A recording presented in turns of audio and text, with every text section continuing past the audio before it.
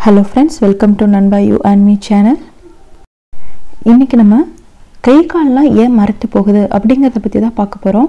நம்ம பஸ்ல கார்ல போகும்போது ரொம்ப நேரம் கால்களை தொங்க விட்டுட்டு உட்காரும்போது அப்புறம் கால்களை மடக்கி ரொம்ப நேரம் உட்கார்ந்து இருந்தாலோ கால்கள் எல்லாமே மரத்து போயிருது.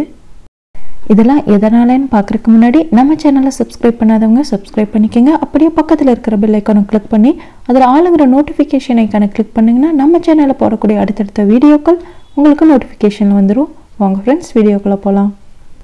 இதற்கு காரணம் பாத்தீங்க அப்படினா இரத்த ஓட்டம் தடை பண்றது தான். வேறு சில காரணங்களாலும் கால்கள் மரத்து போகும். பொதுவா கைகால் மரத்து போகுது அப்படிங்கிறது உடல் உறுப்புகள் மரத்து போகுதுங்கிறது ஒரு நோய் கிடையாது. ஒரு சில நோய்க்குண்டான அறிகுறியா கூட இருக்கும். நம்ம உடம்புல ஒரு பக்கம் மட்டும் மரத்து போகுது அப்படின்னா மூளை முதுகுத்தண்டுல பிரச்சனை இருக்குதுன்னு அர்த்தம். அது மட்டும் இல்லாம உடம்புல ரெண்டு பக்கமும் மரத்து போச்சு அப்படின்னா சர்க்கரை நோய்க்குண்டான அறிகுறி, உடம்புல அதிக சர்க்கரை இருக்கு அப்படின்னு அர்த்தம். அதை நீங்க டாக்டர்கிட்ட உடனே செக் பண்ணி அதுக்குண்டான சிகிச்சையை நம்ம பார்க்கணும். இந்த மரத்து போறது அப்படிங்கிறது ரொம்ப வருஷமா இருக்கு அப்படின்னா இது மரபணு கோளாறா கூட இருக்கலாம். ஆன்டிபயோட்டிக், புற்றுநோய்க்குண்டான மருந்து அதிகமா சாப்பிட்டாலும் இந்த பிரச்சனை உங்களுக்கு வரும். தைராய்டு ஹார்மோன் குறைபாடு இருந்தாலும் மரத்து போதல் அப்படிங்கிறது உடம்புல ஏற்படும். உடம்புல அதிக கொழுப்பு சேர்ந்து எடை அதிகமானாலும் இந்த மரத்து போதல்ங்கிறது வரும். இந்த மரத்து போதல் பிரச்சனை ஆரம்பத்திலேயே கண்டுபிடிச்சு அதற்கான சிகிச்சை எடுத்துக்கிட்டா இது முழுமையா குணப்படுத்தலாம். விட்டமின் B12 குறைபாடு இருந்துச்சு அப்படின்னா நரம்பு பிரச்சனை வரும். நரம்பு மண்டலம் முழுமையா பாதிப்படையும். அதனால ஆரம்பத்திலேயே இதை சரி செஞ்சுக்கணும். இப்ப தொழுநோய் இருக்கிறவங்க சுடுதண்ணி ஊற்றினா கூட அவங்களுக்கு தெரியாது. சருமத்தை பரிசோதனை செஞ்சு அதற்கான சிகிச்சையை உடனே சரி செஞ்சுக்கணும்.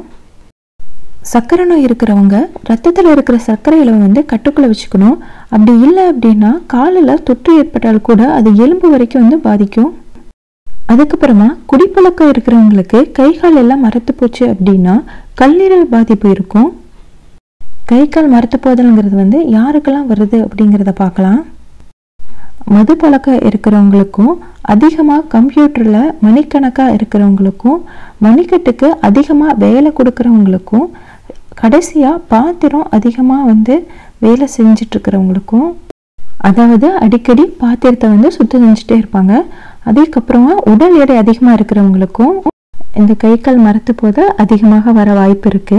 திடீர்னு ஒரு பக்கம் மட்டும் மரத்து போகுது அப்படின்னா அது பக்கவாதத்தோட அறிகுறி. இது உடனே மருத்துவத்தை நம்ம பார்த்து சரி செஞ்சுக்கணும்.